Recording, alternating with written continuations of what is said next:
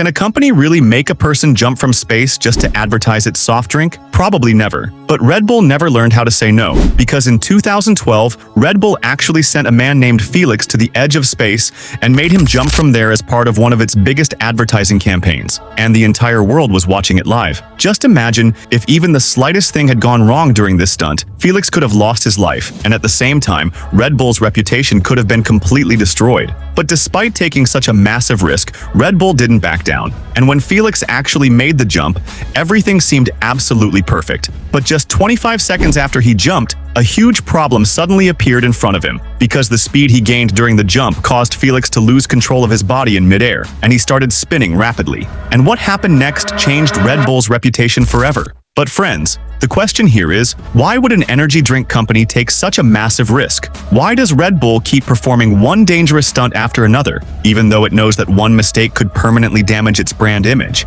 And yet Red Bull still doesn't stop. To understand the secret behind this strategy, we first need to know the history of Red Bull. How did Red Bull even begin?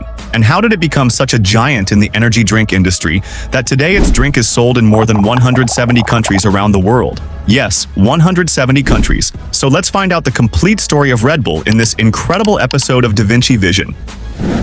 The history of Red Bull actually goes back to Thailand. The story begins in 1976 when a man named Chaleo Uvidya was living in Thailand. Chaleo was the owner of a pharmaceutical company called TC Pharmaceuticals, which produced syrups and basic medicines for people. But one day, Chaleo came up with an idea. He wanted to create his own energy drink. Chaleo thought that Thai workers and truck drivers needed a powerful drink that could make them feel energetic and help them stay awake while working. So he started experimenting in his laboratory. After days of experiments, Chaleo finally created an energy drink that made people feel more energetic. The drink contained ingredients such as caffeine, taurine, and B vitamins, which helped fight tiredness and increase alertness. And he named this drink Krating Dang, which means Red Bull in English. After launching the drink in the market, it slowly became popular among Thai truck drivers and workers. More and more workers started drinking it regularly, and Chaleo began making a decent profit from it. But friends, the success this drink was going to achieve in the coming years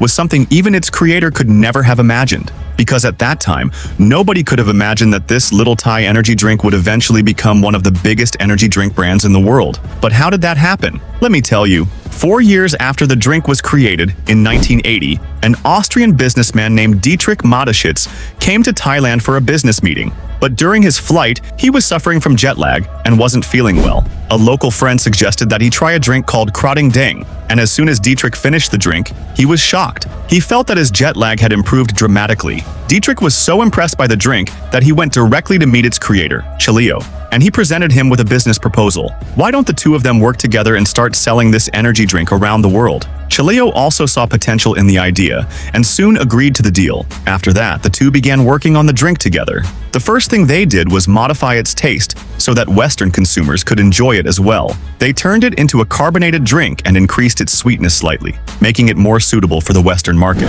But Dietrich still felt that something was missing, so they started working on its appearance. They felt that the original name and packaging wouldn't work very well for Western consumers. First, they changed the name from Krating Dang to Red Bull, making it easier to pronounce and remember. Then, they redesigned the packaging. The new design featured 2 Red Bulls facing each other, symbolizing power and energy. They also changed the color scheme and introduced the now famous blue and silver design. And just like that, the modern version of Red Bull was ready. Now that Red Bull was completely prepared, it was time to launch it in the market. And for its first launch, Red Bull chose Austria. In 1987, Red Bull was officially launched in Austria. But instead of relying on boring television advertisements, Red Bull took the product directly to the people. They started distributing free cans at colleges, clubs, and sporting events. This allowed people to try the drink for themselves and slowly created a huge buzz around the brand. But Red Bull had another genius marketing strategy to make the hype even bigger. They secretly placed thousands of empty Red Bull cans at different locations across major Austrian cities overnight. So when people woke up in the morning and saw empty Red Bull cans lying everywhere, they naturally started assuming that this new drink was becoming extremely popular. And of course, that made many other people curious enough to try it themselves. This genius marketing strategy helped Red Bull's sales grow rapidly. But that wasn't all. Red Bull used many other creative advertising strategies to become even more popular. For example, instead of hiring a huge celebrity for its advertisements, Red Bull created animated cartoon commercials, and people loved them.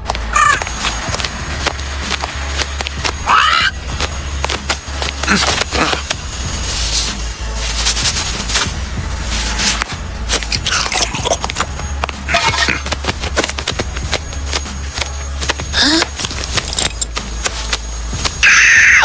Bull gives you wings.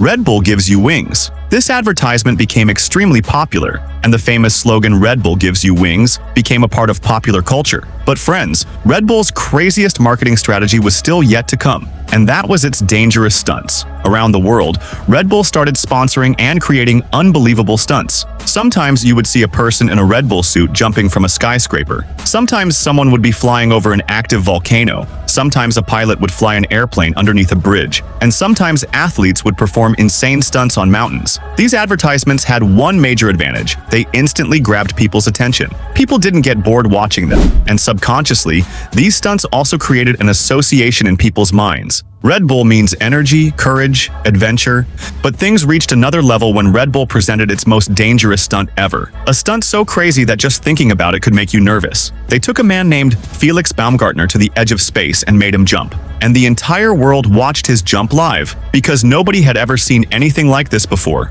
Red Bull had basically put its entire reputation on the line. If even one thing went wrong, the stunt could have turned into one of the biggest disasters in the company's history. But Red Bull still went ahead with it. For this stunt, Felix was taken inside a specially designed capsule attached to a giant helium balloon, reaching approximately 128,000 feet above the Earth. And once he reached the required altitude, Felix stepped out and jumped directly toward Earth. For the first 25 seconds, everything seemed completely normal. But then, the biggest problem appeared. Because of the extreme conditions and aerodynamic forces, Felix began spinning rapidly through the air. He was losing control of his body, and for a few terrifying moments, it looked like if Felix couldn't get himself back into the correct position, this stunt could become his last. But somehow, he managed to regain control. The spinning stopped, and he finally stabilized his body. Once he entered the correct position, his speed reached approximately 1,357 kilometers per hour, making him the first human to break the sound barrier during a free fall without any form of engine-powered propulsion.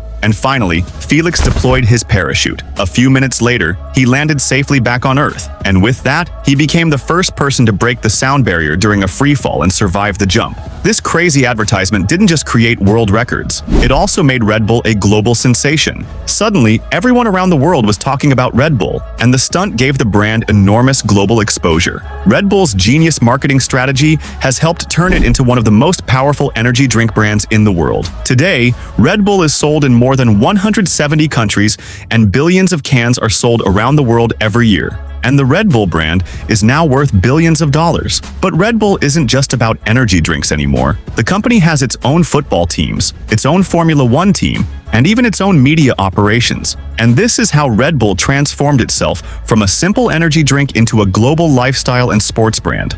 So friends, which Red Bull marketing strategy impressed you the most? Tell me in the comments. And for more such unique and mind-blowing stories, make sure to subscribe to Da Vinci Vision, because what you find here, you won't find anywhere else.